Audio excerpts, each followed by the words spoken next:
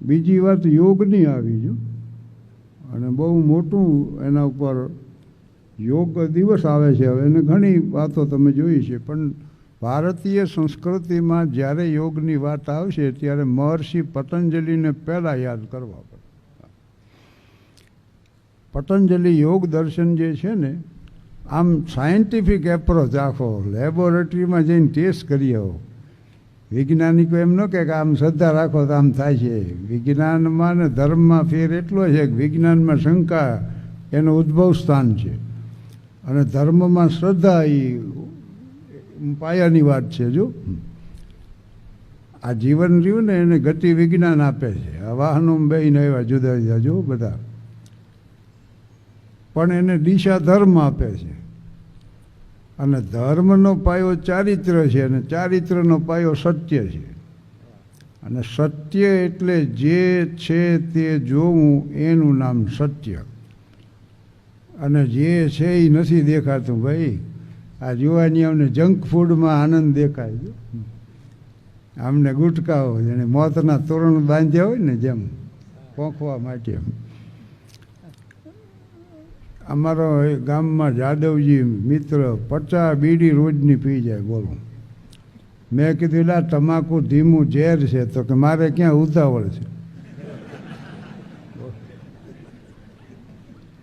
અને હરવાળે કેન્સર થયું, શ્વાસ નળીનું શ્વાસ લઈ શકે નહીં, મુશ્કેલીથી. ડૉક્ટર મનોજ મહેતા છે, કેન્સરના સર્જન, એને ટ્રોક્યોસ્ટોમી કરીને અહીંથી ઓપન કરી દીધું આમ. એટલે અહીંથી શ્વાસોશ્વાસ શરૂ થયો, અને 8-10 દી રાખ્યો ને એમાં રૂજ આવી ગઈ. એક દી ડાક્ટર અમે કોઈ નહોતા, મારે બીડી હળગાવીને અહીં ટેકવી. બોલો, ધુમાડો અંદર જાય, બહાર નીકળે, અને પાછો કે ધ્યાન રાખજો, ડાક્ટર આવે તો મને કહેજો. ચેતતા સદાય સુખી. એટલે આ ચેત્યા હોત તો આ દવાખાને ન હોય. એટલે મહર્ષિ અરવિંદ કહેતા કે ચિંતા એ આપણી અજ્ઞાનતાની કુદરતે કરેલી શિક્ષા છે. અને પતંજલિ યોગ દર્શન છે ને, એ યમ, નિયમ, આસન, પ્રાણાયામ, ધારણા, ધ્યાન અને સમાધિ, આ સ્ટેપ. અને આ સ્ટેપ કરો એટલે આમ જ થાય એમ. એટલો સાયન્ટિફિક એપ્રોચ છે આખો એનો. અને એને ઈશ્વરનો ઉલ્લેખ એકવાર કર્યો છે એમાં, એ પરમ સત્યને પહોંચવાના સાધન તરીકે. તમે વિશ્વાસ રાખો એ મહત્ત્વનું છે. બસ્તરમાં એક સંત રહેતા, એ આમ દવાનો એવી ઔષધિઓના જાણકાર હતા.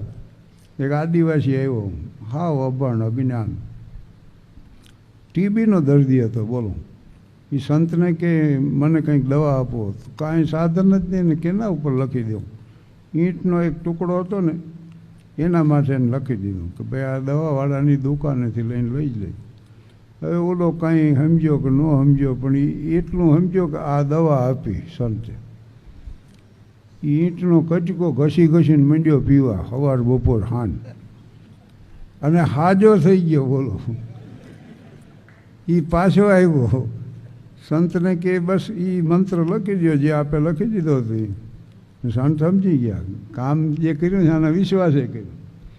અત્યારે પ્રયોગો થયા છે, પ્લેસબો જે આવે છે ને, આ ખોટી દવા, એનું નામ તો એ નકલી દવા.